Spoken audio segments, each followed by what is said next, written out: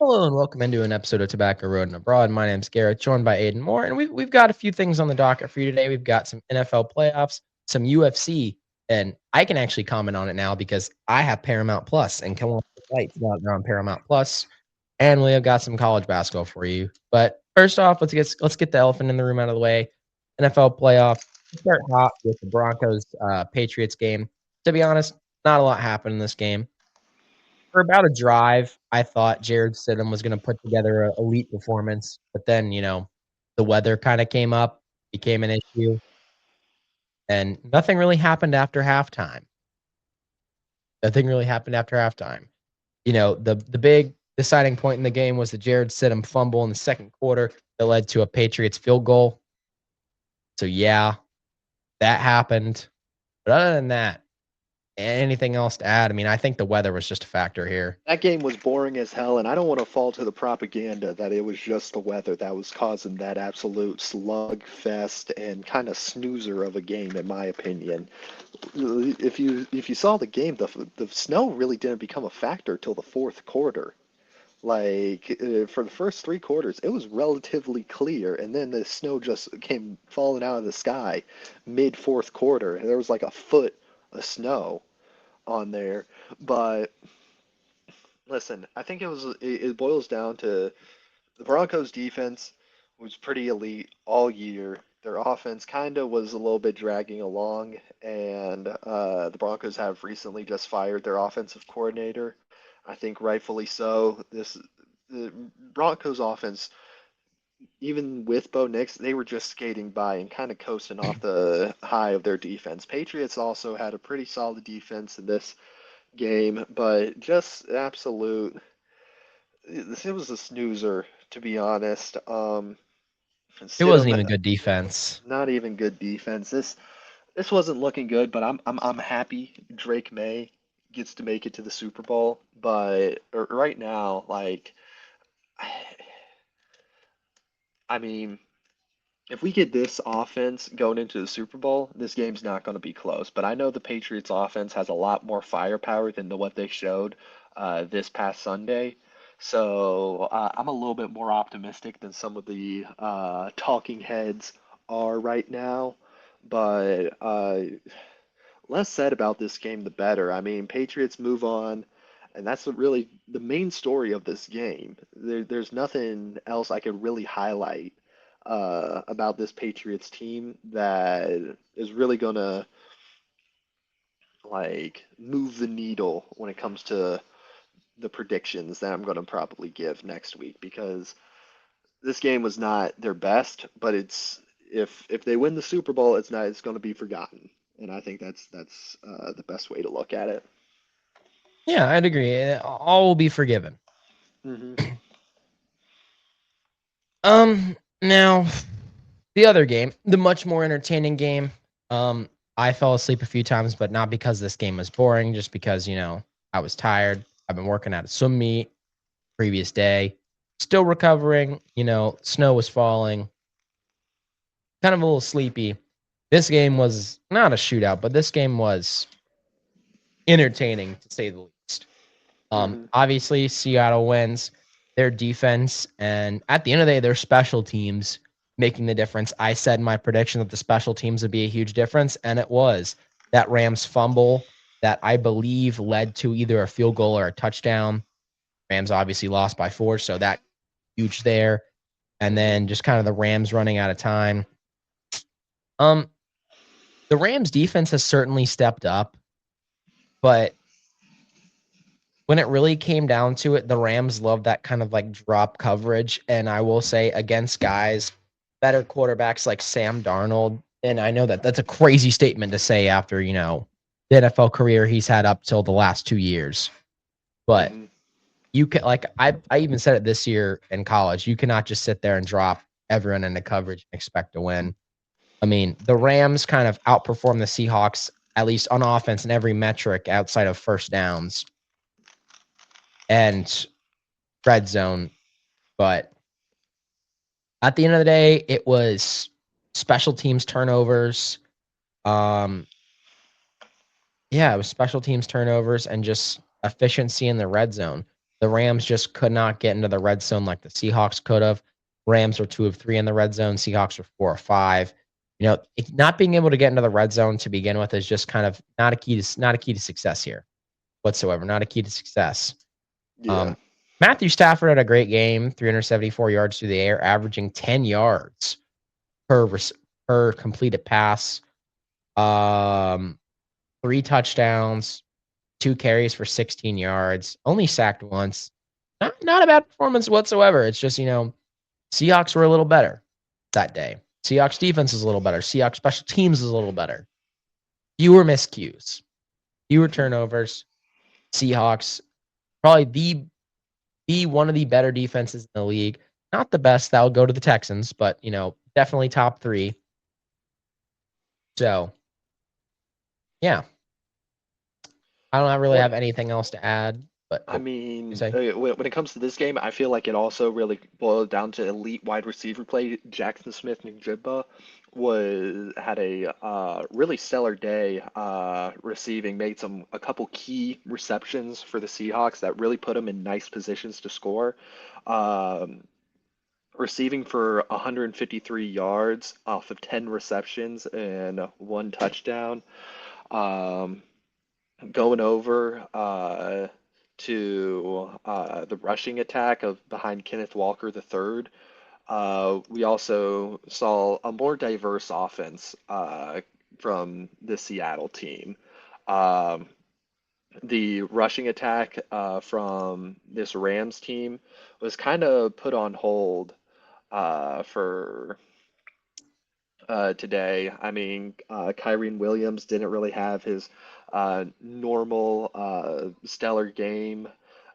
Blake Corum also really kind of limited to the yards. Los Angeles only limited to 114 yards rushing, which is less than Seattle rushing, but Seattle was really able to get those rushing attacks in the goal line and in the red zone that really helped them a lot in separating themselves from the Rams. Um, I think that the Seattle definitely looks like the team to beat right now, but with all the build up to this Super Bowl, there's still a lot that needs to be considered when we make our predictions on who's going to win. But right now, the media is saying that Seattle is definitely the team to beat right now. Yeah, no, and I would agree. With that being said, should we move on? Sorry, go ahead. I want to bring up maybe some other NFL news.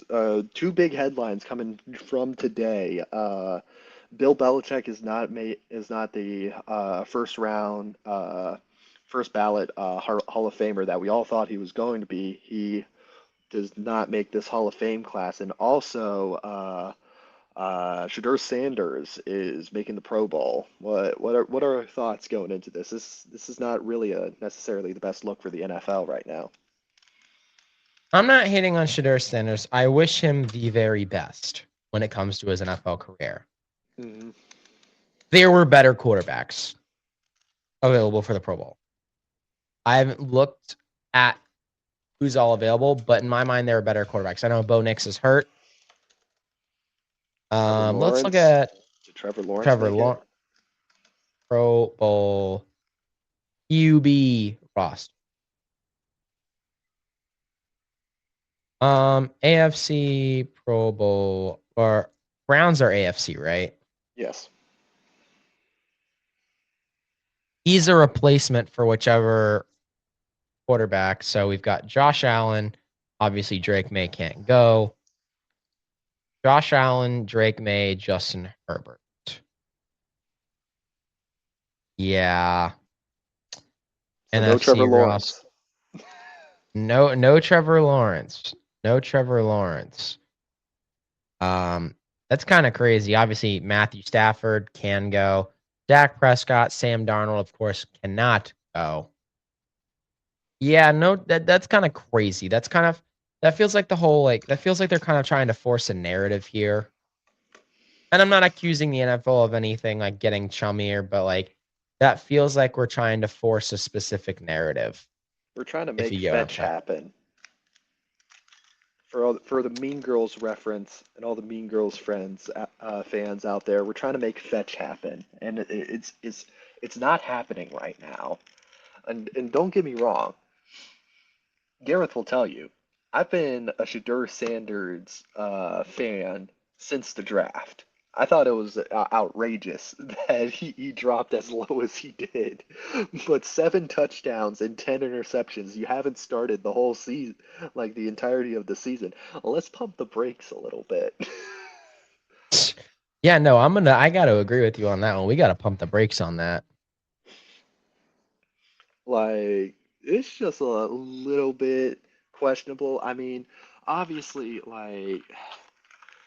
just the state of the NFL right now when it comes to like honoring and respecting athletes, coaches, and people who really changed the sport. It's just not looking good right now. Obviously, with the recent news that Bill Belichick will not be in the Hall of Fame right now, that's a little bit insane, especially considering the fact that I feel like the main downside to him not joining the Hall of Fame was his performance at UNC this year, which respectfully should not be considered in an NFL Hall of Fame. Yeah. Yeah, that certainly was an interesting And I way was thinking, to. originally I was thinking like, oh, he's just been out of the NFL for like not that long, so like maybe this is just like a thing that the media is just kind of blown up out of like proportion when there was actually like a stipulation saying like he needed to wait a few more years. But no, this is the first year that he is eligible. Like the rules have changed specifically for coaches, and he does not meet the criteria apparently, or he does, but we need to make room for Eli Manning, who is eligible for the Hall of Fame this year. Yeah. That's an interesting one. I accept the fact that Eli Manning will be in the Hall of Fame, but I do not accept the fact that I don't think he should be in the Hall of Fame. Yeah. Yeah, I don't know what else to add to that. That's interesting to say the least. Interesting to Um, say the a lot least. of lot of interesting decisions coming out of the NFL.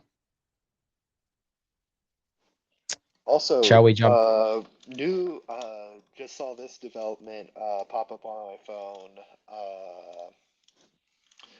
phone. Former Duke quarterback Mensa, he has just transferred to Miami. I did see that they've now taken Duke's top receiver and quarterback.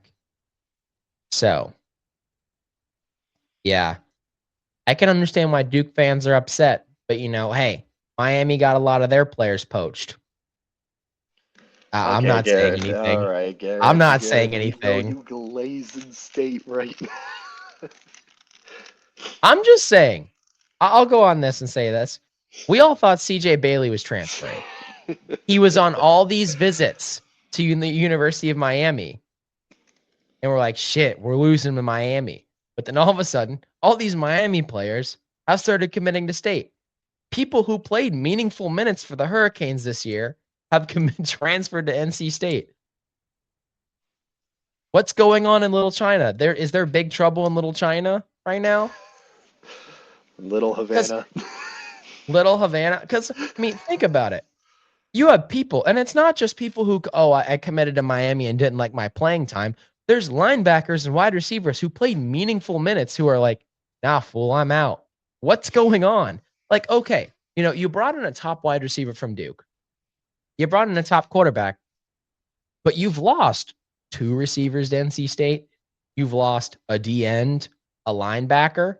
What's going on? 3 out of those 4 played meaningful minutes. What's going on? Are people really that far? Like, I like what Mario Cristobal is doing at Miami. Obviously, there's something going on behind the scenes, or out of nowhere, NC State football got its money up. Unlikely. But you never know. Like Aiden and I have started to make inside jokes on this podcast. You know, could NC State have gotten its money up? Could be. Could be. Could be something to Or look could it be into. something cancerous? Something to look into. Something that a professional should look at. Yeah. But no. With that being said, transfer portal news, should we hop into some UFC? Yeah, we can hop into some UFC action right now.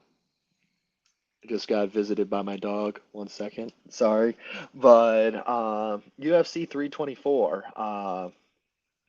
It was a great card. Some might even say it was cinema. It was absolute cinema.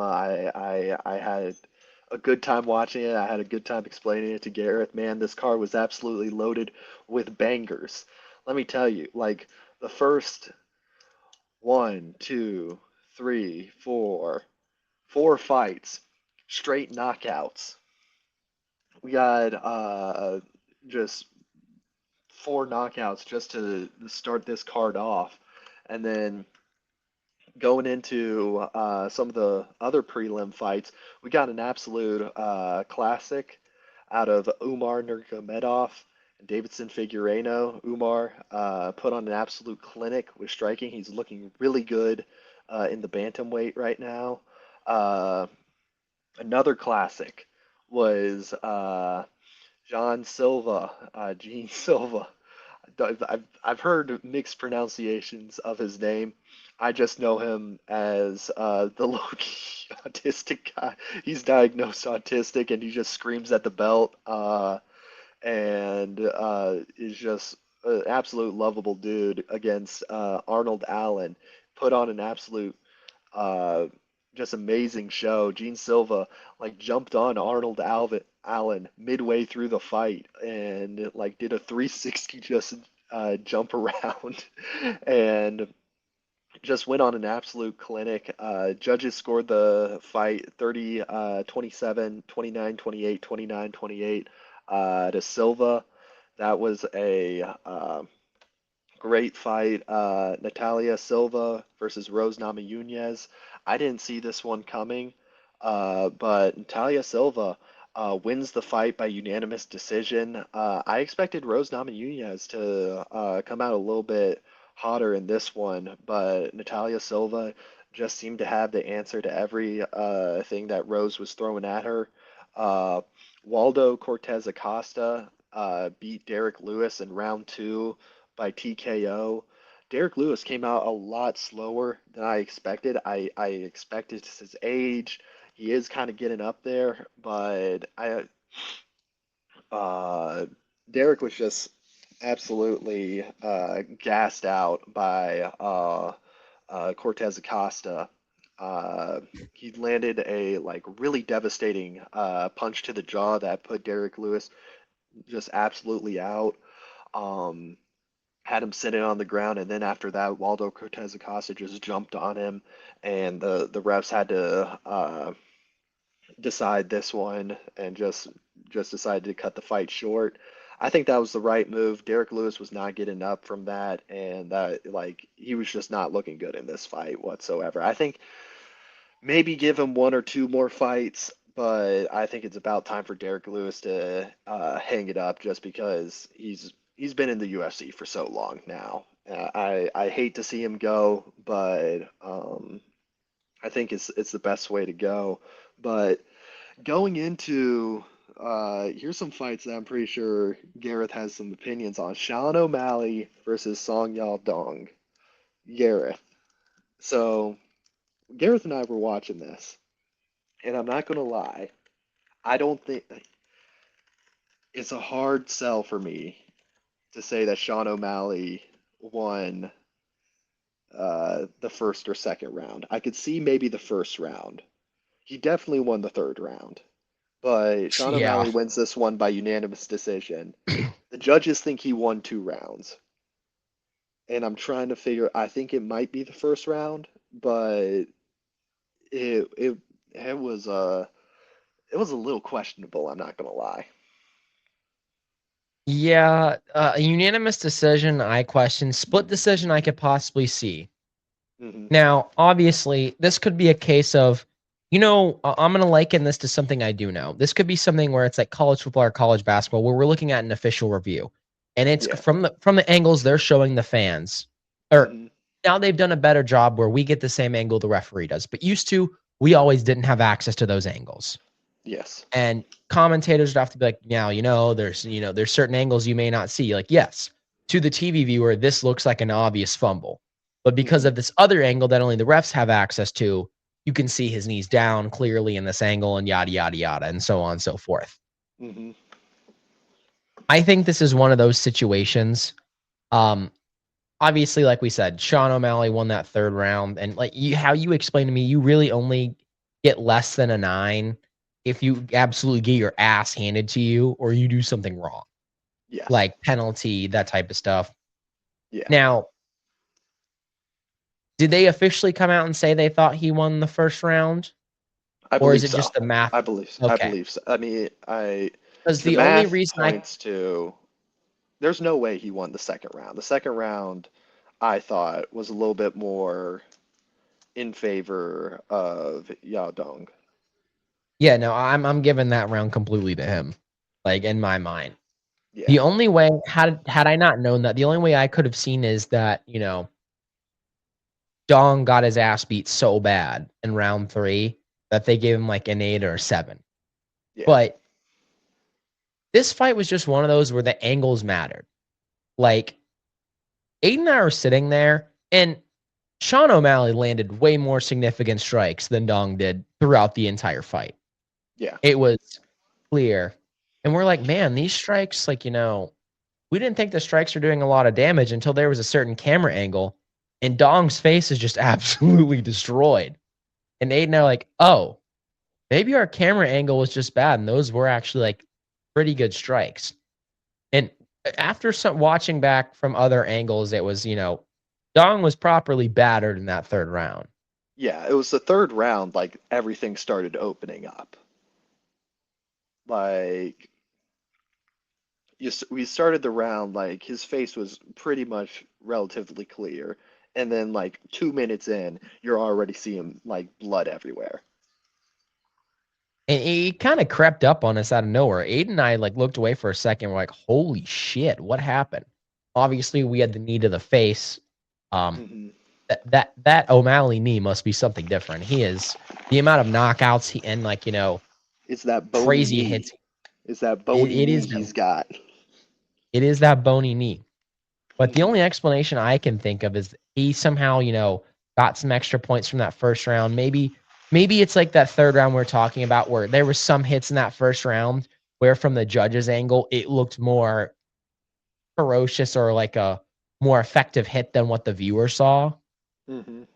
And I think that's the next step the UFC needs to go. And obviously on Paramount Plus from an accessibility standpoint. But I think the next step the UFC needs to look into is possibly getting us similar angles to what the judges have. Like, obviously, we have that main camera angle, I but like think it, yeah. I possibly think like the a replay thing, camera from the judge's angle. yeah, I'll say this. So I think it's not a camera angle issue because number one, like I think we have a better view sometimes than the judges. The judges are sitting down cage side. And yeah, they have like a little, I believe they have a little monitor, but they're looking.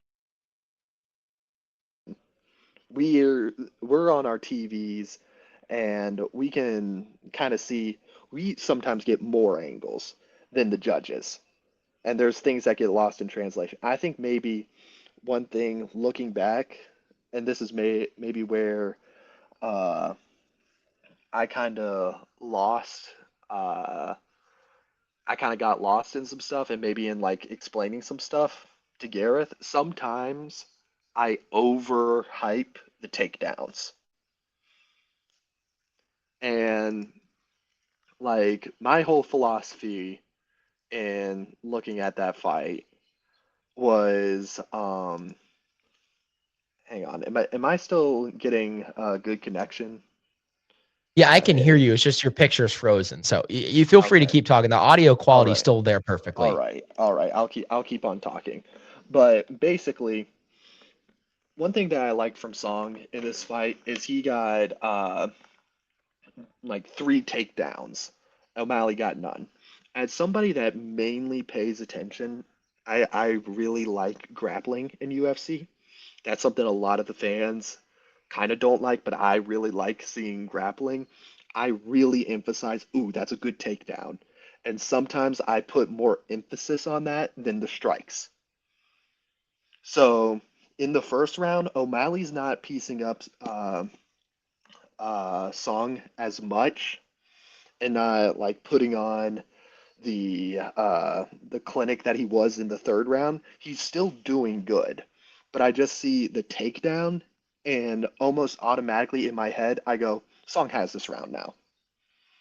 You're taken down. In my mind, that's a clean takedown where you have a good amount of control.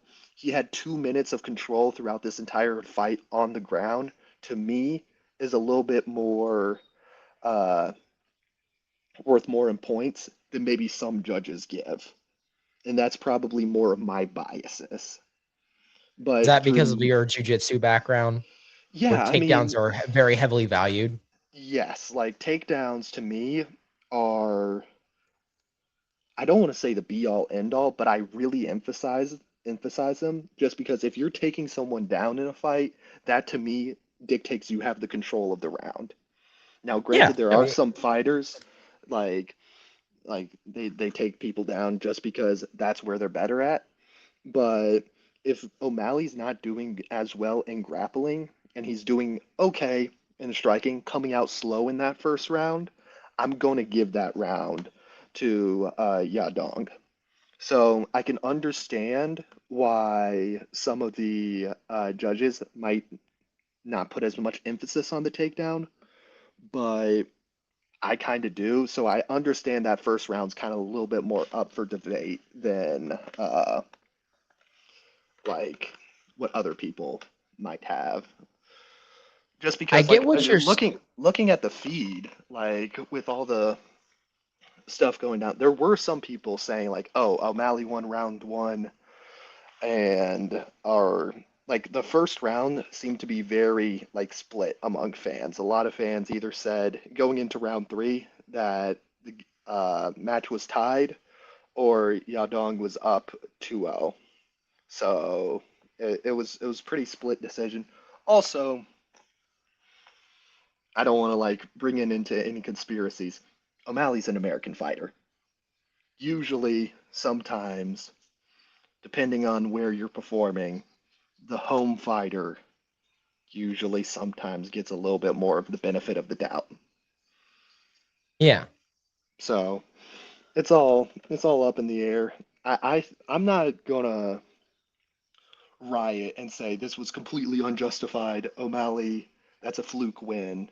I was just surprised that it was a unanimous decision. yeah, and no, I get your argument here that it is mixed martial arts, so you're gonna have influence from all martial arts. But I do think a takedown, like that is you expressing control. Like I don't know if that Hmm. merely means you have control around, but if you dominate the takedowns, you do have some sense of control. Now, it Hmm. could have been that they thought the takedowns weren't necessarily as obviously some of the takedowns in round two were pretty dominant in my mind. A lot of those were like Dong had complete control. Maybe it could have they just didn't think there was as much control with the round one takedowns. That would be my in my professional inexperience with this, that would be my guess. Hmm. So obviously with some of these sports where there's judges involved, like it can get a little hairy, but that's why, and as violent as this sounds, like a TKO or a doctor interruption, like like that's a little bit more definitive. Yes, yes. But speaking of unanimous decisions, Justin Gaethje versus Paddy Pimblett went the full distance. Paddy proved he didn't need to prove, but a lot of fans got to see just how tough Paddy was in this fight. I feel like this is his first Yeah, loss, and he hung in there the entire time. Now, I know watching it, and Gareth was saying was basically midway through. He's like, Justin Gaethje's a dirty fighter. But I had to explain. Number one, it's MMA, and number two, like I can't. I don't think Justin Gaethje had like ill intent. There was a couple eye poke looking things that went It did down. twice. Yes. Once was caught. The other one was, mm, it's his A little thumb. egregious. It's his thumb. His fists are closed at least, but it's catching the inside of his eye a little bit. Yeah. Patty got a nut shot in at least, kind of. I was calling that. I'm like, I told Aiden about 30 seconds before it happened. If I were Patty, I'd be gunning for the nuts about now. If two eye pokes and they weren't called, I'm gunning for the nuts. Like we're even in this playing field. And then 30 seconds later, Patty just lands a straight knee to the fucking nuts. Which, for But those of you who aren't experienced, that's illegal as well. that is also illegal. But this was just an absolute like slugfest. Like real dominant on the feet. Justin Gaethje did have 5 minutes of control, and when he took the fight down, Patty really was not showing his best in grappling, which I was a little bit surprised of. I thought Patty would have done a little bit better, but he was gassed throughout this fight, and this fight has took a toll on him. I could tell. Like I think he had to check into the hospital after just for like medical precautions and stuff like that. But that was an absolute grueling fight on him. Uh, really dominant performance by Justin Gaethje. Judges scored this one 48, 47, 49, 46, 49, 46. Uh, I mean, other than like penalties and like questionable moments, I can't recall a time where Gaethje really looked like he was on his back foot or like where he was really having to adjust to Paddy Pimblett. This seemed like Gaethje was just in control and in his element in this fight, and I think that partially boils down to Gaethje's just been here a little bit longer. He's a little bit more seasoned in this. I'm not hopping off the Paddy is. I'm not hopping off the Paddy bandwagon. Now, granted, I'm not the biggest bandwagon fan, but I do think that Paddy showed a lot in this fight, and I think he still has a very promising future in this lightweight division.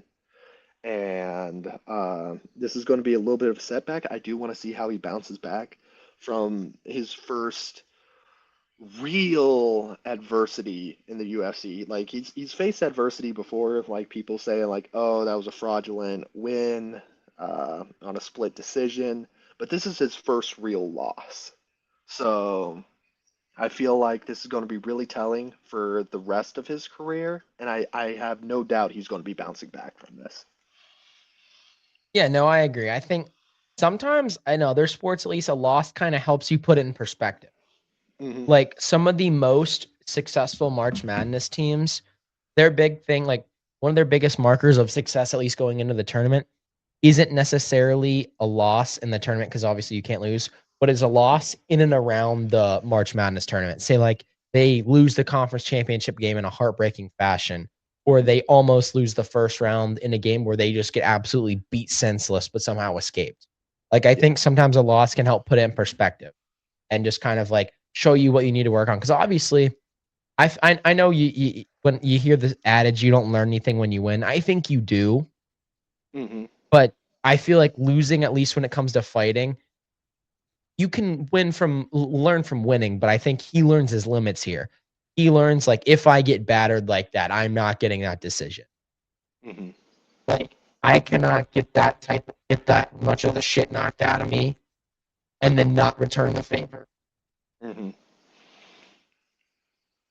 Which I think he learned that by the end of the fight, because that last minute he was just he was still fighting hard. There was one punch there where I thought he made contact and Gaethje slipped. I'm like, oh my God. No way. He just got his ass beat for 4 rounds and then just sleeps him out of nowhere. Because for about a split second, Aiden and I thought, holy shit, did he just knock him out I right at the got death? I gotta show you. Okay, so some required homework for you. Look up Leon Edwards versus Kamaru Usman. All right. Just this is going to be some homework for you to watch later. I think you're going to really like that fight because if you like that, that's going to probably it goes down as one of the best knockouts in my opinion. I'm guessing one of them's getting their absolute ass handed to him and then just like sleeps him at the last second. It's yeah. I'll try not to spoil it to you, but I think you'll like it a lot. All right. But we're getting Gareth into MMA now. He's going to be hooked. Well, the fight we've got this weekend is a fight that I've actually seen in full length. I think this fight might have been when you were here, hmm or we might have been on the phone together when we were talking about it. Yeah, I yeah. think you were here. You might have been here for this one. Uh, Mate, hang on. Let me fact check that. When was well, hang on. First off, that kind of sums up our opinions on UFC 324. Really good card. I think this is going to get a lot of fans into MMA now, and I think it's a great move that we have the next numbered card next week. So I think there's still going to be a lot of fans coming over from last week, going like, oh look, another back-to-back numbered cards. This is pretty rare, but I'm glad they're doing this. So it really kind of gets the sport out there more, and there's a lot of people uh, looking at it. But uh, the original Alexander Volkanovski versus Diego Lopez was in April 12th, 2025. So I don't think I was up in. We might have Uh, just been on the phone for that one. we might have been on the phone for that one, or maybe, yeah, I think so. But now we have UFC 325. It's going to be in Sydney, Australia, um, and our main title fight of this card is going to be a featherweight title fight between Alexander Volkanovski and Diego Lopez for a rematch. But going back, we also have a pretty stacked main event card. We have, let's see, what are some good standout fights that I want to bring out? We have Tai Tuivasa versus Talison Terrera. Um, I've I seen that like, name. yeah, so Tai Tuivasa, he was a really big fighter back a couple years ago. He was kind of like, he was famous for doing like the shoeies and stuff like that. Um, he kind of fell off a little bit, but now we have an up and coming heavyweight, Talison Terrera.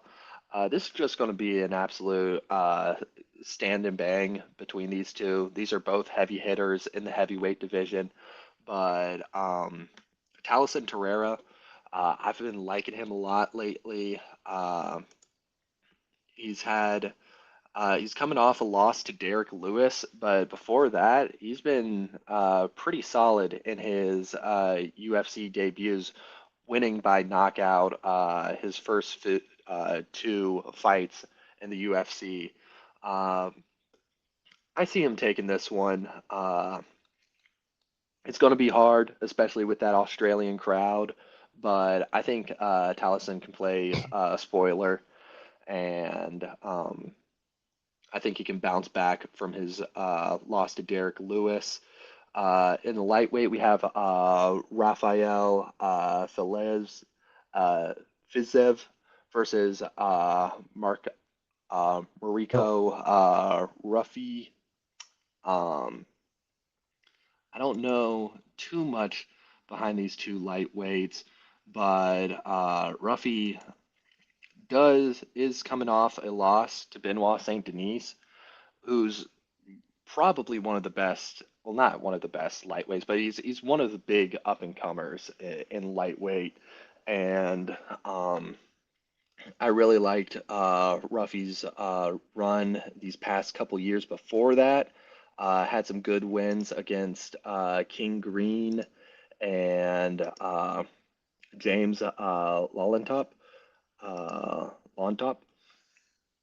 I got Ruffy winning this one, and um after that we have Dan Hooker versus Benoit Saint Denis. I really like BSD in this one. Um, he's kind of been going on a little bit of a run as of late. Got a really good win against Dariush, and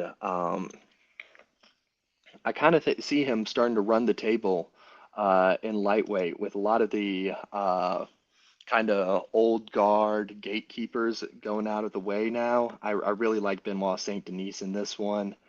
But this brings us to our featherweight main event: Alexander Volkanovski versus Diego Lopez. Gareth, I heard you had a hot take on this one. Do you wanna give your take going into this one?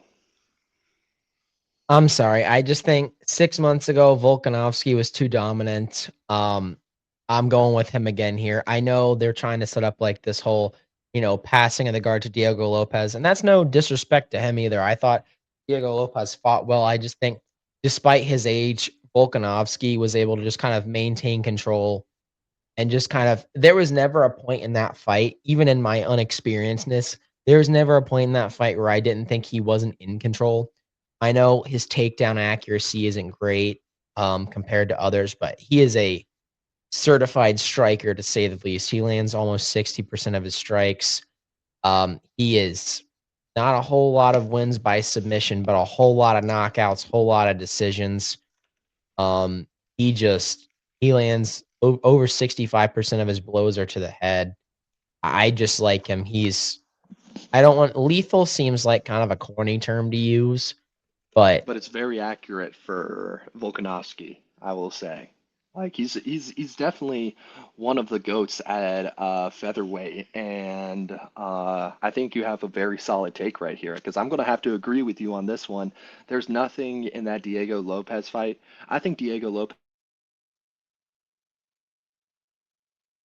that last fight proved to me that Volkanovski still has it, and I still think that he um, has a lot of juice left in the tank, and I don't see him slowing down anytime soon. Now, granted, father time comes for everyone, but I think if he stays locked in and continues what he's been doing, the only people that have really been able to stop him are when he's going up to lightweight to take on one of the goats of lightweight in Islam Makhachev, or the once in a generation type of guy that we see in Ilya Topora. Other than that, Volkanovski just seems to be unbeatable, and that's why I really like him in this fight. And I'm going to have to agree with you on this one, Gareth. yeah, part of what you said about Diego Lopez got cut off, but when you transitioned to Volkanovski, it was back in. So, what is there just to give you a chance just to put it out there, just because the recording missed it? What were you saying about Lopez? I was saying Lopez is still a very promising fighter, but it seems to be that the only people that can really take Volkanovski out are once in a generation type of fighters. Like we've seen this with Islam Makhachev when Volkanovski goes up to his division, and when we see a once in a generation fighter like Ilya Topora. Other than that, Diego Lopez has a really solid grappling, and I like him a lot in this division, but I just don't see that generational defining edge that we've seen in other fighters that have been able to take down Volkanovski. Yeah. So what you're saying is if Lopez wants a chance here, he's gonna need to take the fight to the ground. He's going to need to take the fight to the ground, and Volkanovski is still very dangerous on the ground. But I think the main thing I think only Volkanovski can beat Volkanovski in this fight. And that's going to be like with every fight going forth, this could be the last one we see of Volkanovski because he's going on his second title run right now. And historically speaking, second title runs are just not as dominant as the first one. But until we see like Volkanovski like start to slow down, I don't see Diego Lopez being able to stop him. Yeah, no, I agree. Um, that's really all I have. I need to do more research on some of the other fighters, but I think my ball knowledge with this will come with more Oh, you views had of stuff. you were spending some serious ball knowledge, Gareth. This is like when you said you had a hot take, I thought you were going to say something outrageous like hot take. Volkanovski's overrated. And I was like, Sean no. O'Malley can take Volkanovski. Hot take. Is Because Diego what? Lopez the GOAT now? Nah, and I realize Pat, like all of them are in a different division. Like I Yeah. realize what's it, Sean O'Malley's in bantam. Yeah. What's featherweight? Is featherweight like 140? Yeah, it's like the 140, if I'm not mistaken. So it's the one right above bantam. Yes. All right, cool. It's right above bantamweight. I All mean, right. just knowing how Volkanovski is, though, if there's ever like a vacancy in like any division, he will probably either try to cut or gain an absurd amount of weight just to try to get a fight in.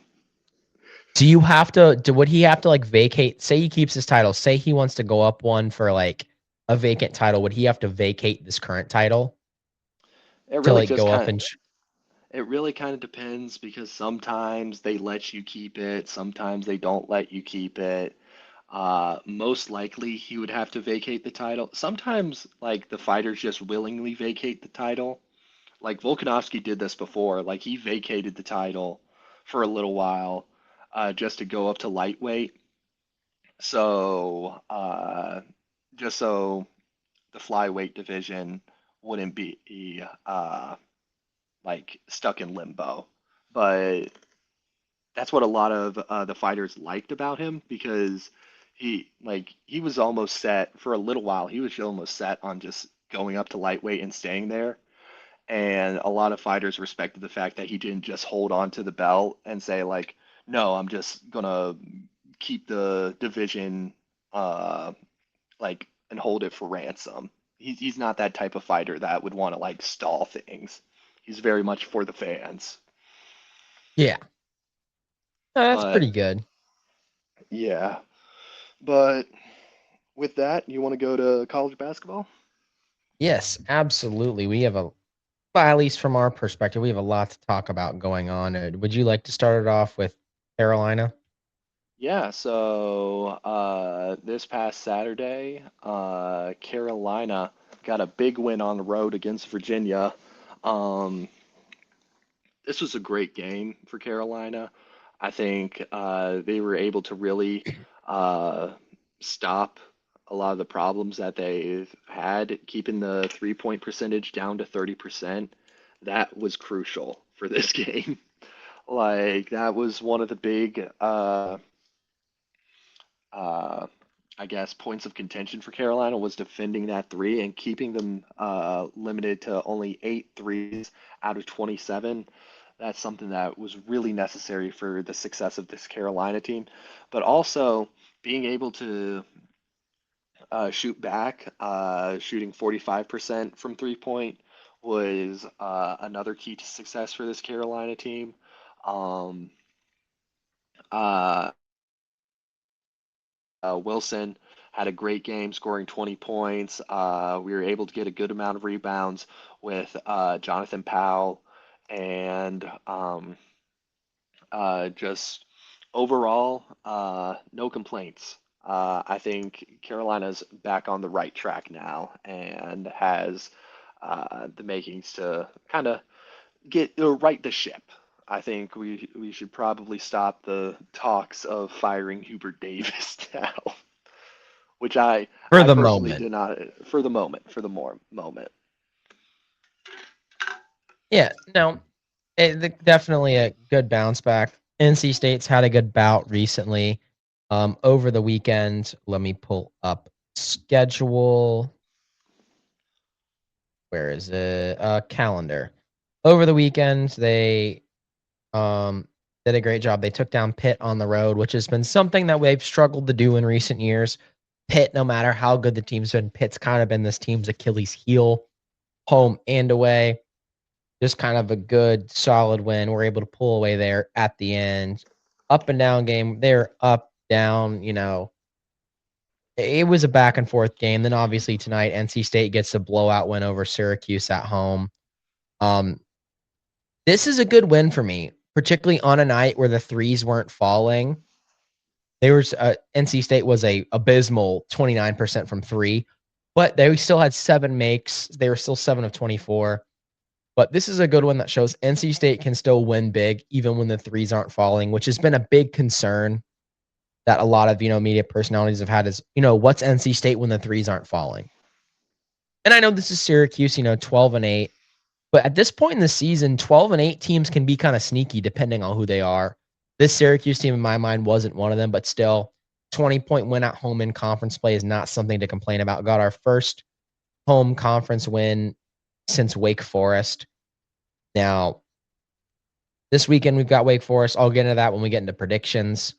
But for me, solid win tonight. The defense was there. The rebounding was great. Sharing the ball. The offense finally looked great. All the players that we needed to have a good game had a good game. Like, this wasn't a game where one player was quiet. This was everyone contributed in meaningful ways. Like, this is what NC State can be at their best, even when the threes aren't falling. So I won't even say at their best, but this is what NC State can be when the offense is clicking to an extent. So currently State's sitting at 6-2 in the conference, so that's great for right now. I'll get into Providence. I don't have very nice words to say about this team. I don't have very nice words. I have nice words to say about the coach. Once again, like I said last week's episode, great person. Cares about the college. But goddamn. Oh, no. And you're probably like, Gareth, they took number 2 UConn to the brink tonight. They should have won that game objectively. From how that game went, another collapse and end of game scenarios. I was talking to Aiden prior to the show. Things I've heard about this Providence team that have actually made me chuckle in the last couple days. Let's see. Where is it? The lack of ball knowledge is insane. Crazy. That's normal. Stephen Vox, when he isn't playing Holy Cross, and it's just a picture of a fat guy on the couch. What are your thoughts on the Providence players having a players-only meeting after the game? Are we cooked? It depends. There are days when there are teams where players-only meetings have been well. Obviously, probably the most well-known team to have had success after a player meeting, the 1983 NC State team.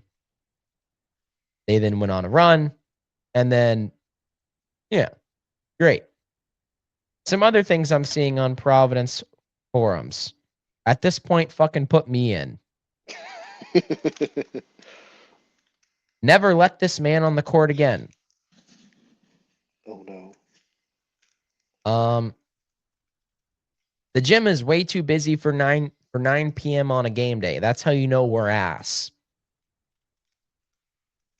Can't wait for Kim English to be my DoorDash driver. Oh, no. Oswin Arunse makes $1 million a year to huck basketballs into the 5th row. Here is what I have to say on this team.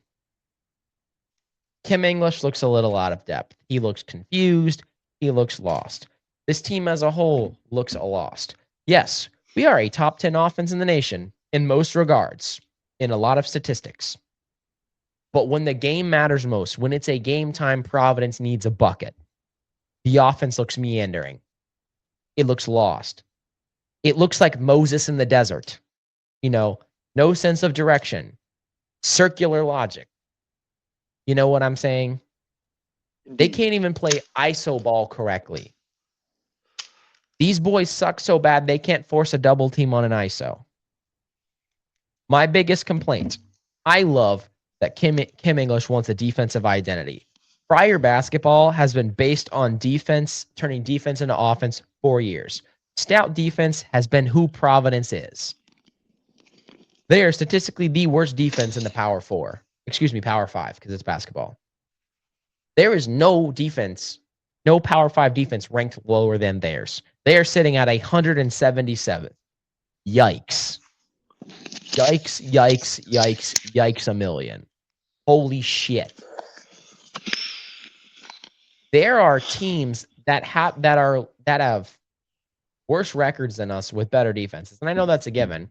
Providence is currently sitting at 9-12. There are teams with 4 wins with a better defense than us. 4. No. I will concede we are one of the better defensive rebounding teams in the nation. But that's because we give up so many fucking shots. This is like that UNC team from a few years ago that missed the tournament. They're the number one offensive rebounding team in the nation. And I'll quote one of my friends who is a massive Carolina fan. It's easy to be a good rebounding team when you miss every fucking shot you take. It's easy to be the number one rebounding team in the nation when you miss everything. So I'll say it's easy to be a top 20 defensive rebounding team when you allow a shot every 2 seconds. I mean, my issue with the defensive rebounding is these outlier games like there was tonight where we just get absolutely destroyed on the glass on both sides. And there's just like no awareness of who's got who, no awareness of boxing out. This is one of the, and this is going to sound crazy, this is one of the most talented Providence teams I've ever seen. Talented. I didn't say they played well together. I didn't say they worked hard.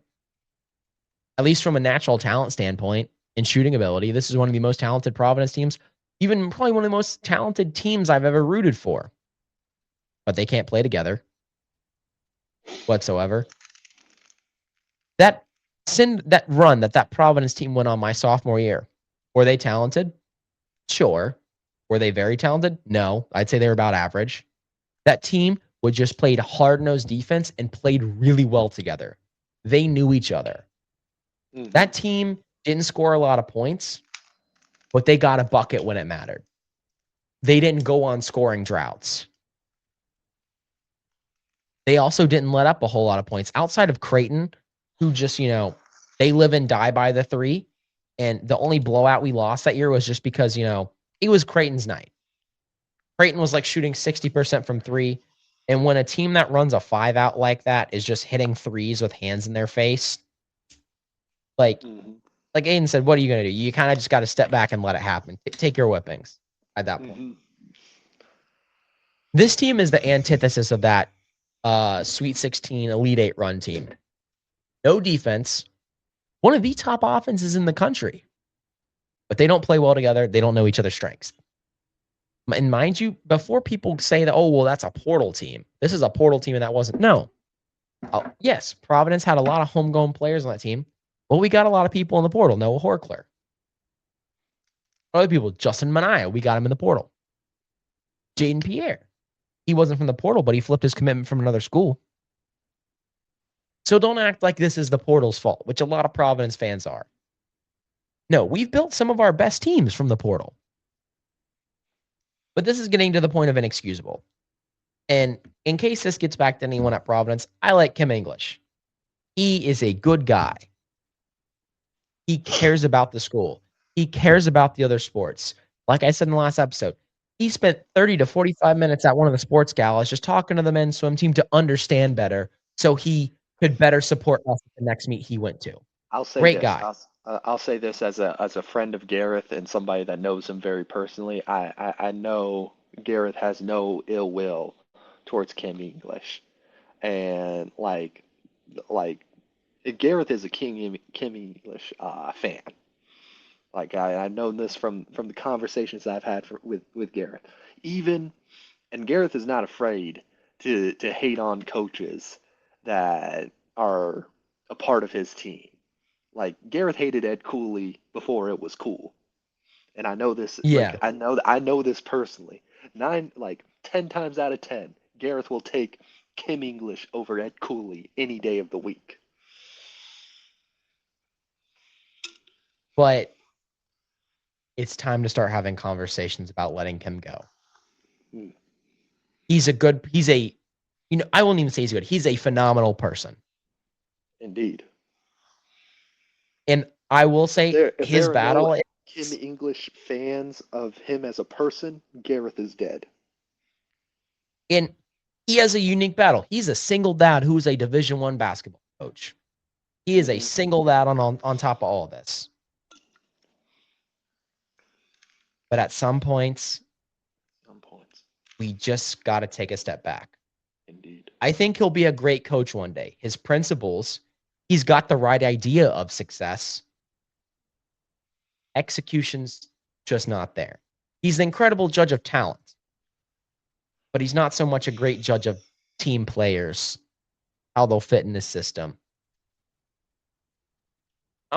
I've been critical of this team's hard work, and I don't think that's a Kim English issue. Because when he came in, he brought a team together that was in shambles because our coach left for Georgetown in a scummy way. He brought that team together. And if not for a few injuries, I think that team would have been an Elite Eight level team without the Bryce Hopkins injury. That team blew out Marquette. That team blew out Creighton on one occasion, lost close and on the road, and then despite being battered in the Big East tournament, took down Creighton. That team, on a night where they were missing Devin Carter, went into number 4 UConn and lost by 1. Now, game management. His game management, in my opinion, has regressed. That could be the nature of the players we're getting. I don't know. There's a lot of what ifs. The season's not over, but I think if the season continues this way, we need to start having conversations about letting him go. Yes, has there been numerous close losses? But the problem is those shouldn't have been close losses. Those have been 20-point, 10-point, multi-possession blown leads. The Marquette game, you do not foul a three-point shooter when you are up 3. You can't do that. Like, yes, okay, some of the other games we've given up like a 7-point lead. That's whatever. That happens. 25-point lead to Georgetown at home. What are you doing? Call a timeout. We ended that game with timeouts to spare. What are you saving it for the next game? Like, oh my God. This Providence team's almost as hard to watch as that one Kevin Keats team that won 9 games. Like, goddamn. With that being said, in important games, we've hung in there, but you can't blow a 10-point lead against UConn in the final 2 minutes. You can't blow a 20-point lead versus Georgetown. When we came back tonight against UConn, every time the game got tight, this team would falter. Every time it'd be like, okay, the game's tied. We need a bucket to go up on them. The offense looked lost. There was no go-to play when it's, hey, this is a really important possession. Mm-hmm. So, I don't know. And like Ian said, I hated Ed Cooley at times before it was cool. I thought Ed Cooley was a great coach. But the second there was rumors about him leaving for Georgetown and the team started playing like shit, I knew he was on his way out. Even though there was 2 months left in the season, the slide that team went on was legendary. Mm-hmm. The inexcusable losses, the inexcusable blowouts, that team knew he was leaving. And I know we've beaten that horse dead. But that team knew he was leaving. People was looking at his house on Zillow. I was looking at his house on Zillow, and I'm like, for sale, sold. There's 2 months left in the season. Sold. What do you mean he got in a car accident with a female student in the car, and they were both drunk? Aiden. And they call me crazy. No, he's not leaving. That phone call between Cartman and his friend. I've referenced this, I think, previously. Oh no, Kyle and Cartman. Me, when I found out Ed Cooley, Kyle and Cartman, Ed Cooley, when he found out Ed Cooley left, it started with I was fucking right and no one believed me. It started with that. But then it's, Kyle, it's all gone. They took it all. It's all fucking gone. Wait, slow down, Cartman. Why would they do this? Why would they do this, Kyle? It's all fucking gone. They took fucking Ed Cooley, Aiden. And our recruits flipped. Our recruits flipped 35 minutes later. They took it all. Now, at least for Gareth, it turned out okay because those guys then transferred to NC State not a season later, and we went on a Final Four run.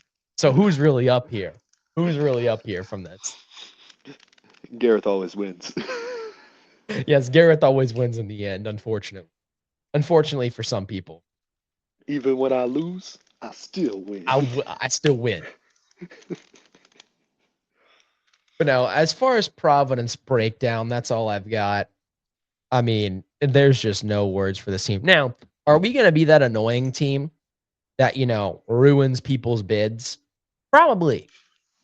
We're going to be like NC State last year, where I just started watching, C-team season's ruined. Like, obviously, that second Carolina game against State, I knew us winning wouldn't get us into the tournament. I just wanted to keep Carolina from getting into the tournament. That Wake Forest game, yeah, we kept them out of the tournament. You froze Georgia for a Tech, little bit. all good. Yeah. I'll just keep rolling with it. That Georgia Tech team, we kept them out of the tournament last year. Wake Forest, guess what? Quad 4 loss, baby, at the hands of State. Boston College, no NIT for you. Sorry. But other games I like to talk about from today. Curious one for me. Creighton got absolutely slammed on the road against Marquette, and this is a bad Marquette team. They're like 100th in the net. They're like 8-14, if I'm not mistaken. Yeah, Creighton's 8-14, or not Creighton. Marquette's 8-14. This Creighton team's now 12-9, 6-3 in conference. I think if they have a good conference play, they can sneak in. But it's looking rough. Creighton's gonna need to go on a run. Elsewhere, Villanova, UConn from this past weekend. That was a good one. Villanova had a chance to win it late, but unfortunately they weren't able to pull it out. Not unfortunately. I hate fucking both those teams. What am I saying? Unfortunately for them and my prediction. Yeah, what am I saying? Xavier blew a big lead over St. John's. Providence's only conference win right now. St. John's. Looking better and better by the moment. In other news, Seton Hall lost to DePaul this weekend. A team I've been really high on. They're fifth in the Big East because their conference play hasn't been great, but their out of conference record. Their out of conference record is something to look at. Not only a win over NC State, but a win over Texas. If I'm not mistaken, they have some other if there is one Big East team that's going to get in that's not ranked, it's going to be Seton Hall. It's not going to be Creighton. Just with their non-conference resume, whoa. Forced to be reckoned with. Let's take a look back in December. They beat Kansas State. They beat Rutgers. They lost to Villanova. But they did lose to USC. but they have some other big wins throughout non-conference. They've been impressive to say the least. I will give them that.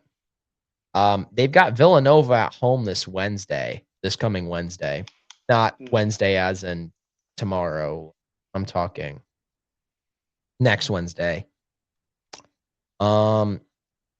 Other game, I don't know if there's any other games I want to highlight from this past weekend. Let me take a look. It pertains to the ACC.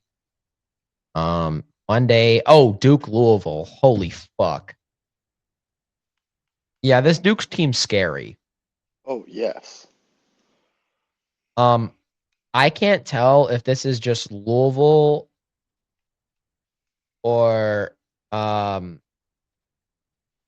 yeah, I don't know. I can't really get a grasp on this Louisville team. I know this Louisville team hasn't been as good this year as they were last year, but this Pat Kelsey team's still doing awesome. I mean, 9th in the ACC is not something to brag about, but given the fact that there's like a 4-way tie for 6th, I'm not going to knock them because this early in conference play, when there's this many ties, like, you get what I'm saying? Yeah. Like, you have a 5-way tie for 2nd, and then all of a sudden your ass is 9th. Like, okay, you're not the 9th best team. Okay. Yeah. If one game separates you from being tied for 2nd, I'm not going to, and that's not the case, but you get what I'm saying. They're in a position where there's a lot of ties, and it's like, in reality, you're probably the 3rd best team. You're not 9th. Yeah. Now, Louisville in their last 10's 5-10, or is 5-5. So they're on a little bit of a slide. But holy cow. I know Duke's good, but I would think NC State or Carolina would have put up a little bit more of a fight at Duke right now. I mean, what do you think? You got anything else to say on this Duke team, or are they just I mean, this like Duke team. You see, here's the thing about this Duke team. I don't think they're as good as they were last year, which puts them in a weird spot right now because, like that Duke team was really good in an ACC conference that was not the best, but this Duke team just fundamentally looks really sound against much better opponents, and they just seem to silence everyone. So I think I'm going to have to reassess my statement on that, the statement that I've made in prior podcasts, just because, like, I don't see they're going to slip up eventually, like they have to. It's college basketball, but I just don't know when. My only thing is I think their only slip ups are going to have to be State or Carolina because those are on the road. Those are the only places where historically I can think these types of Duke teams have slipped up at NC State and at Carolina. Maybe a Virginia. A Virginia would certainly be a slip up for them. We can use this to segue into predictions. Let me look at their schedule here and see if I can identify a Duke slip up.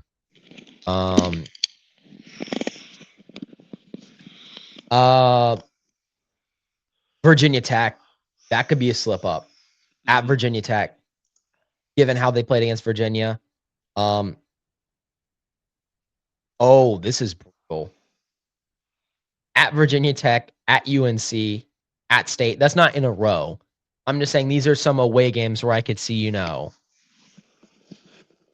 this could become a little bit of an issue. It could be. Yeah, it could be. They've got Virginia at home, but Virginia on the road's been something to. They just had a dogfight with Notre Dame tonight. Yeah. They randomly play Michigan in February. They randomly play Michigan at home in February. That could be a slip up. They play NC State on the road. So my potential slip ups for them are Virginia Tech. I think that's a huge chance. Obviously UNC on the road next week. I don't think Clemson's going to beat them in Cameron. I'm just going to go off on a limb there. Michigan, obviously, Michigan on February 21st. Mm-hmm. You know what? With how this team has given teams a fit on the road, when road teams a fit, how would you like a birthday present, Aiden? I would really love a birthday present. Your birthday at 7 p.m. Duke travels to South Bend.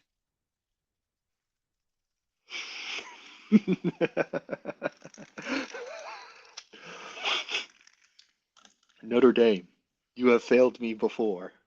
Please do not fail me now. I'm just saying, taking Virginia to double overtime, not a slim feat. Yeah, It's yeah. not a. Also, losing to Purdue Fort Wayne at home is a feat. A feat of ass. I mean, they did beat Missouri in the ACC SEC challenge. Hmm. I'm just saying, Aiden, it's a Tuesday night. These bottom of the barrel teams on a Tuesday Listen, night. listen. Bottom of it, like this is what I was saying when I was watching that Notre Dame UVA game. I was like, South Bend on a cold Tuesday night, looking a lot like Atlanta on a cold Tuesday night right now. It is. It is. You know what? So I'll give them Notre Dame as a possible, but I'll give them as like kind of a half.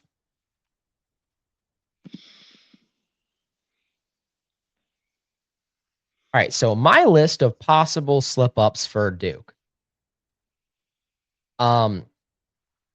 Obviously, we've got we've got Virginia Tech this week. UNC on the road. That's gonna be a tough one in my mind. Hmm. UNC home UNC's or away is going to be hard. It's hard for yeah, both teams. it's hard for both teams, particularly in these Tobacco Road rivalries. There was a stretch of 5 or 6 years where the away team usually won. Hmm.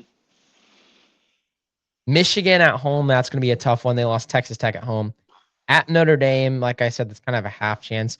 UVA at home, this UVA team they're a great team, but what elevates them to an amazing team is their 3-point shooting when it's on. So if UVA can catch fire from 3-point, that could be an interesting one.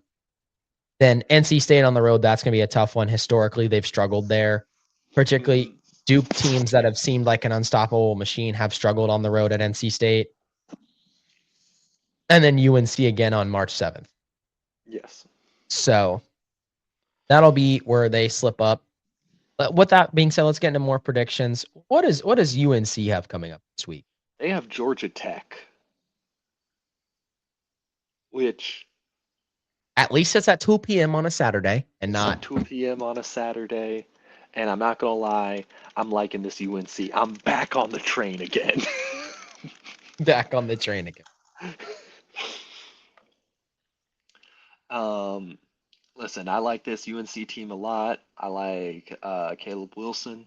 Uh, uh, Evans has also been a really good playmaker for this team, and I think we have kind of started to understand. Hey, we need to stop the three, and this Georgia Tech team, they are pretty proficient with the field goal at 45%, but um, I think the percentage is just not there, and UNC has the domination and the height to really dominate in the paint. I got UNC winning this one. Uh, I know NC State's playing Wake Forest this weekend. Another uh, any matchup between the Carolina teams is going to be a big matchup, but I'll jump into this one just saying I really like NC State winning this one. This Wake Forest team just doesn't do a lot for me. They don't do a lot in general, but they just don't do a lot for me as well. Yeah, I'm gonna have to agree with you here. particularly as of late, this NC State team's done a really good job of limiting turnovers. Um, Hmm. they are really good on the defensive rebounding. Offensive rebounding is really the only thing Wake Forest does better than them. NC State shoots way above average at 40% from three. They shoot higher than the national average on free throws. So I'm at Wake is always finicky, but I'm taking NC State in this one. Wake's 3-7 in their last 10. I think the wind is slowly coming out of this Wake Forest sail. So give me NC State in this one. Yeah. Duke's I think going on NC the State's finally road. coming into form. Oh yeah, Duke's. Sorry, continue. Yeah. Duke's going on the road to Virginia Tech. I mean, I know at Virginia Tech can be a little bit weird. This is definitely a could be slip up game, but I still got Duke in this one. I still do as well. I could see a world where Virginia Tech wins, but I'm going with Duke here. I think this Virginia Tech team's too up and down. Um, they've struggled with teams like Providence. They've lost to Stanford. They've lost to Wake. Um, they've struggled with Syracuse. So this Virginia Tech team is up and down. I'll give them that. They've struggled with Elon, but I mean, they did lose the same. It was beginning of the year. They did get blown out by VCU. They lost to Virginia Tech, and that could just be beginning of the year blues. But I don't like the floor of this team. This team's ceiling is great, but the problem is the floor is so low. The floor is in hell for this Virginia Tech team. So give me Duke in this one. When UNC Georgia Tech, I'm taking UNC in that one. Another interesting ACC team game between two teams that weren't necessarily supposed to be good this year is Miami and Cal. Mm. I'm taking Miami here. They're the home team, but with Miami sports, we've seen in the college football playoff that doesn't mean a whole lot. So this Miami team is very good shooting the two, not so much shooting the three. They're below average on free throws. They turn the ball over a whole lot, but this team does rebound and spread the ball out. They do some of the fundamentals correctly. So I'm going to take Miami in this one. Road conference game. Give me Miami. Yeah, give me Miami as well. I really like this Miami team. Uh, I think like with it when it comes to like the West Coast teams, like travel is always a factor. Granted, not so as much so for West Coast teams as it is East Coast teams, but this Miami team has shown like they got a lot of fight in them, and I like them a lot in this matchup. Um, Want to jump around to the like top 25 matchups now? Yeah, let's go around top 25 and various things Big Other, shout out uh, to Texas Tech, who had a win against Houston last week. They're going up against UCF. UCF not as bad as I thought they were going to be. 16 and 14 right now, 5 and 3 in Big 12 play.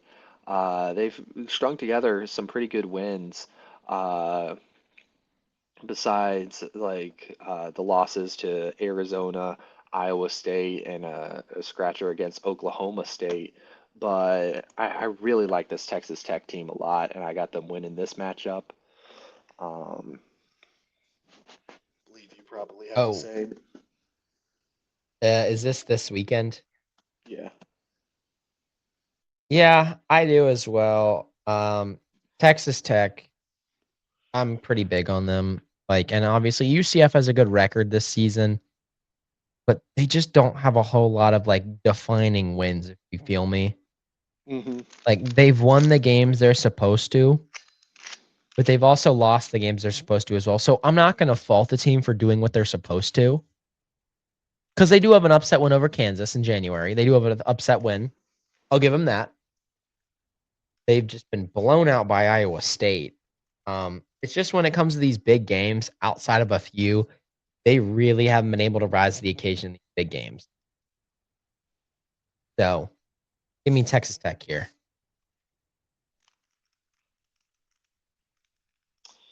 Uh, Keeping it in the Big 12, we got a BYU versus Kansas matchup. I really like this BYU team a lot. I think they showed a good amount of fight this past couple days against this Arizona team that's just an absolute well-oiled machine. Um, that's more on Arizona getting a good win than BYU losing. Uh, I besides like Texas Tech and Arizona, who they've already lost to, I just don't see like any faults in this BYU team as of late. And I think they definitely have the capability for a good March run. So I got this BYU team winning. I'm actually gonna have to disagree with you. I think this Kansas team has done a great job of kind of riding the ship lately, and I think they're riding a good momentum right now. I like this BYU team; they're pretty good. I think they are primed for a really good March Madness run. But I'm taking Kansas in this one. They're the home team. Kyle Fieldhouse or Allen Fieldhouse. So give me Texas on this one, or not Texas, Kansas. Sorry.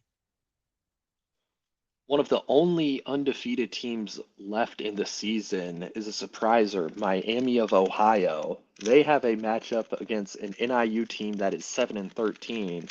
Gareth, do you think they get caught up in the hype? We've seen them kind of struggle against UMass tonight, but still get the win. Do you think this is a kind of product of their schedule undefeated team, or do you think uh, they're gonna continue their winning ways? I don't know. They are the highest scoring team in Division One right now, so I think it could be a little bit of both, but I think they are building something special there. They are I the definitely, best team in the 80-year MAC history in the net. They are the best MAC team yeah, I definitely have them winning statistically. against NIU, but like it was, I've seen it before on like different TikTok videos. Every Miami of Ohio game is a must watch until further notice. Yeah, until further notice. But speaking of undefeated teams, we have Arizona versus Arizona State. Arizona State, a not doing too good right now, but they've always historically had a good home court advantage. And that's what I've liked about them. It's kind of died off as of late, but this is a rivalry matchup that should be brought to attention. I don't think they have a chance against Arizona, but this Arizona team is scary good, and I have them winning this matchup. But I'd be remiss without mentioning a in-state rivalry. Yeah, for me, the issue is just it sounds like Bobby Hurley's just given up. Hmm. That's the problem. It's just he seems to have just given up, and it's just yeah, I'm not very very large on him, so I'm gonna take Arizona in this one. Um, let's see other games. I'll throw for when it comes to top 25 this weekend. We've got a top 25 matchup this weekend. Excuse me, in the WCC. We've got Ooh. St. Mary's versus Gonzaga. St. Mary's this year has been doing great. They're second in the WCC, tied with Santa Clara, who are their only loss currently. Santa Clara also 8-1 in the WCC. Tight race here at the top for the West Coast Conference. Actually, yeah, no, the West Coast Conference, I'm willing to go off on a limb. This race is the one seed's going to be one of those three teams. Pacific's having a good year, but yeah, no. Um, I'm Gonzaga's the home team here. I'm going to take Gonzaga. This Gonzaga team's really good. They're 21-1 overall. They're really good when it comes to the net and a lot of this adjusted stuff. Um, they beat Santa Clara by 12 the other weekend at home. They've done a good job. They've kind of cleaned up. So yeah, they dismantled Kentucky. They dismantled Oregon.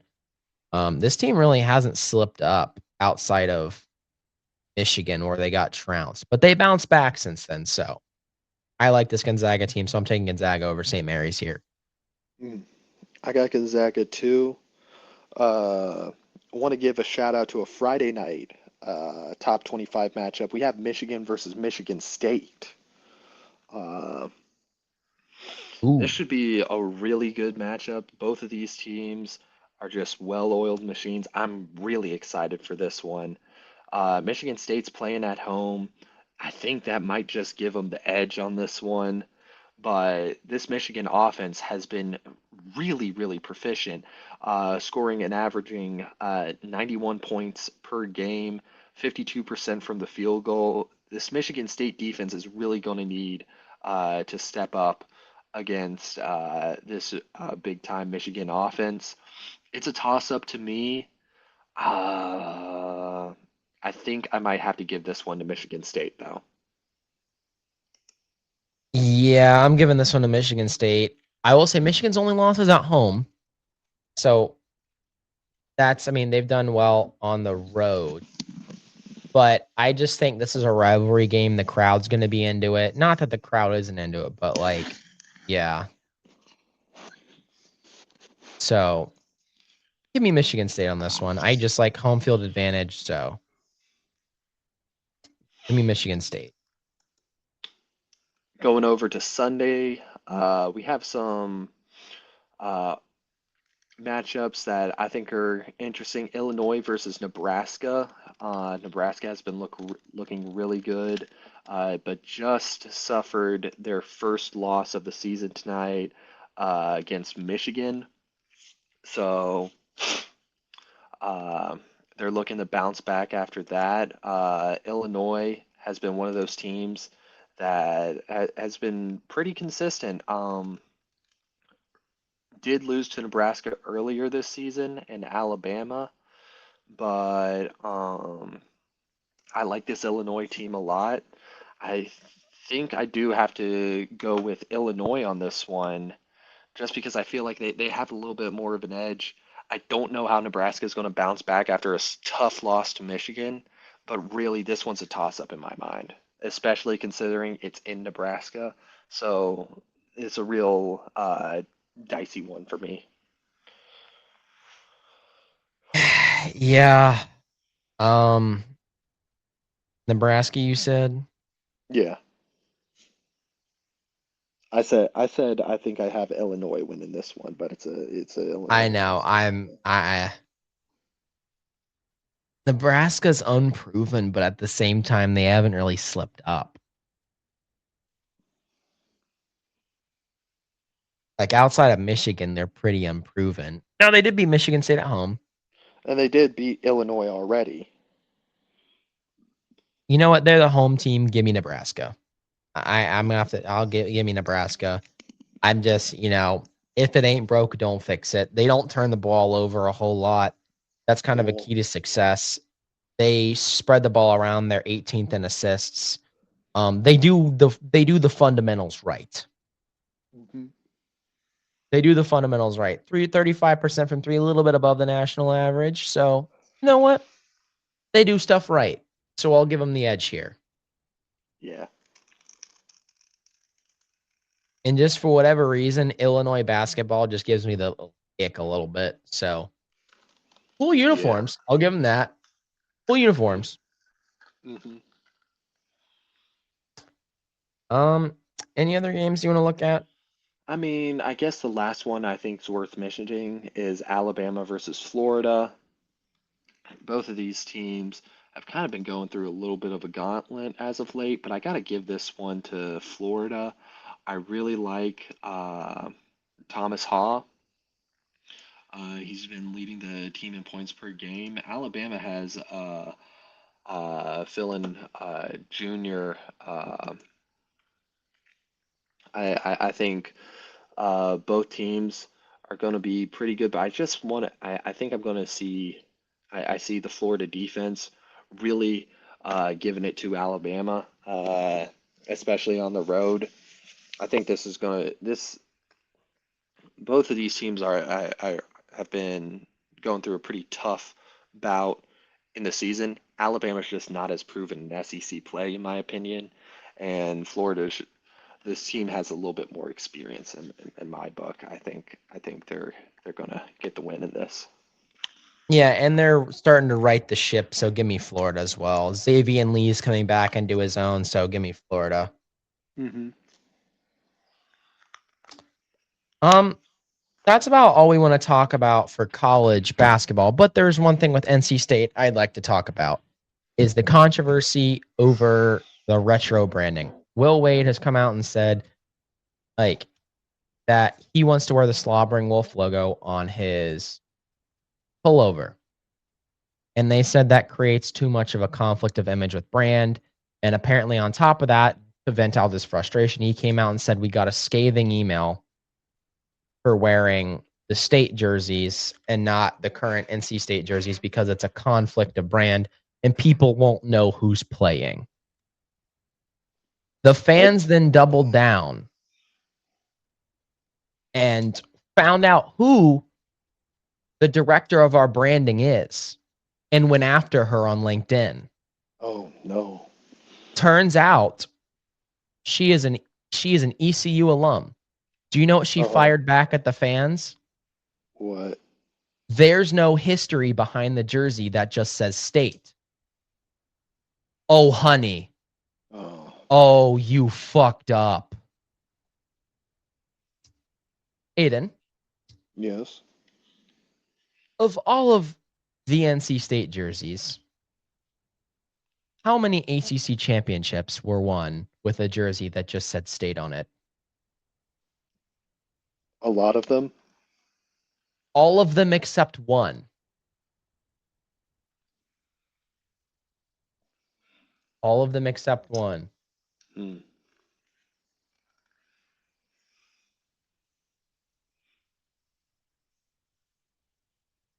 NC State has 11 ACC titles. 10 were won with state on the chest. How many national titles were won with state on the chest? 2. NC State has reached 4 Final Fours. How many of those had state on the chest? 3 out of 4.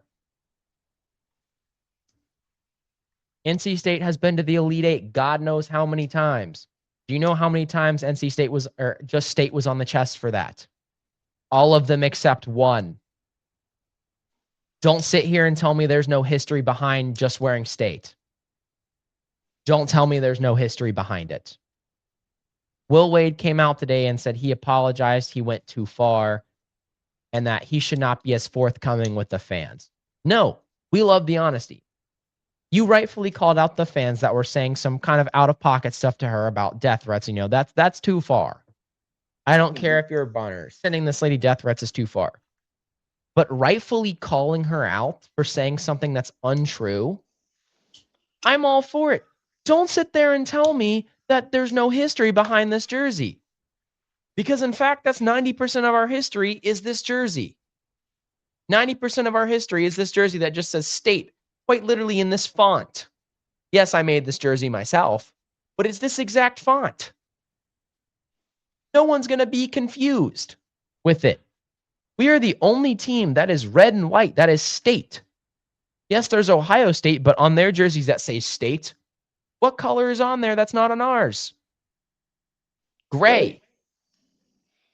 What about New Mexico State? You know what's on theirs? Gray. And you know what's on their other state jerseys? Black. And they're a different shade of red. Let's go through other state teams that there are. Michigan State. On their jerseys that say state, what are they? Green and white. Oklahoma State. Those jerseys, they're jerseys that just say state. Not their regular aways, but they're jerseys that just say state. What are they? They're white. With script. Florida State doesn't have one that just says state. Any of the schools in California that use California State in their name go by their city name. Like California State goes by Bakersfield. Mm-hmm. California State, the other California State goes by Fullerton. Mm-hmm. There's no confusion about who it would be.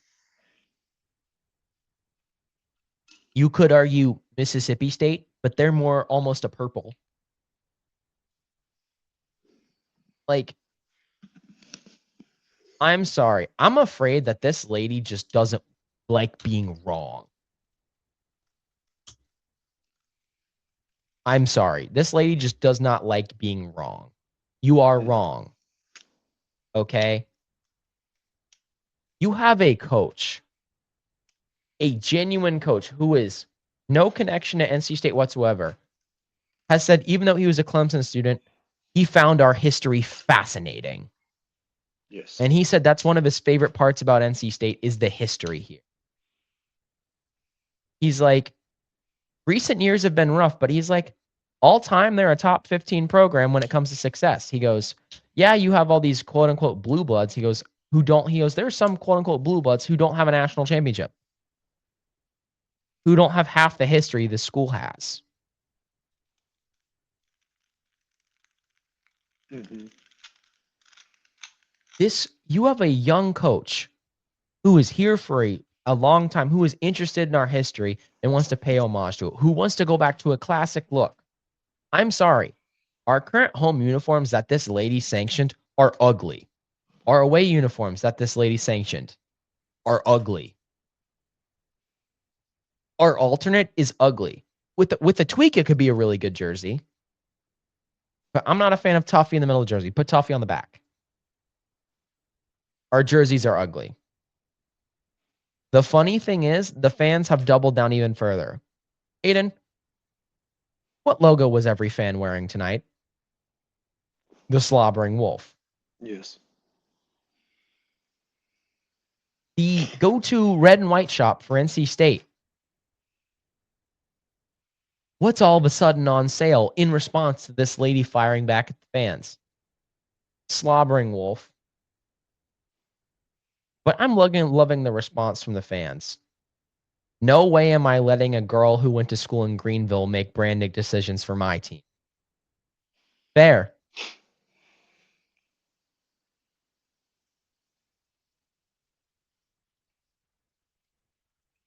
So yeah, Yeah.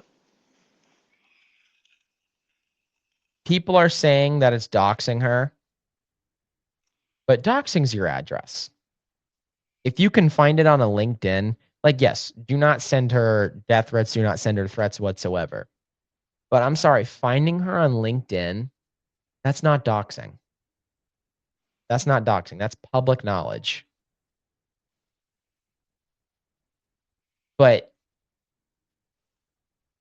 I'll close this by saying, do not sit there and tell me that there's no story behind this jersey, especially going to school in Greenville.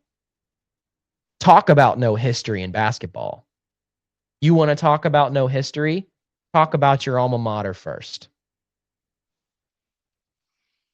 That's all I'll say on that. Okay.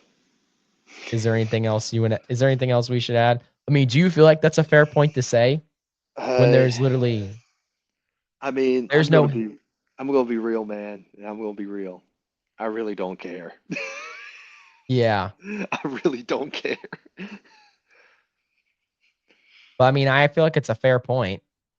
I mean, yeah, it's a fair point, but like at the end of the day, it's literally just what you're wearing.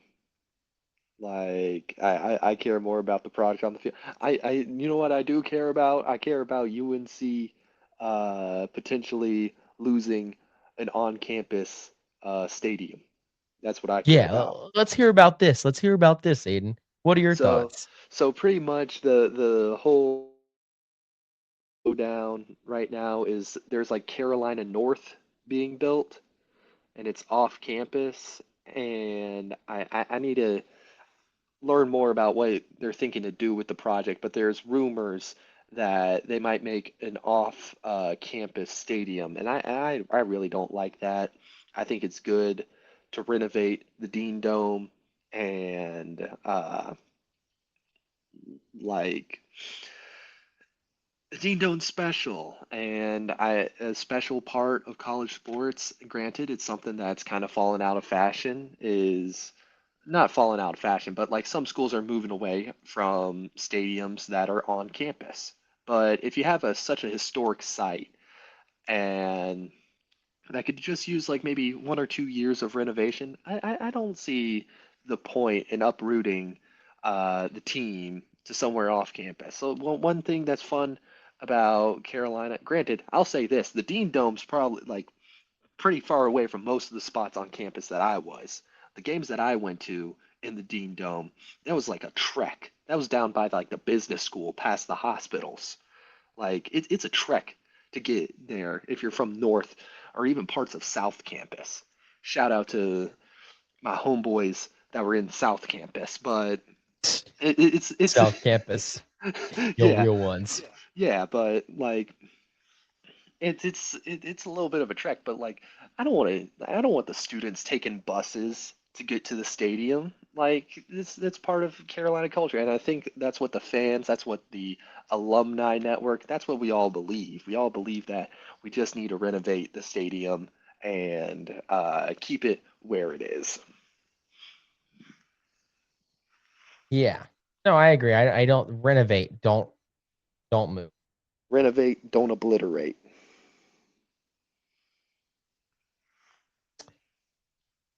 Yeah. With that being said, you got anything else to add? Nah, I'm good. I think that'll do it for us here tonight at Tobacco Road and Abroad. We appreciate you guys listening in. Um, and we will see you guys next week for probably a Super Bowl breakdown, some more college basketball, and a breakdown of UFC 325. Thank you guys for listening in. We will see you next week.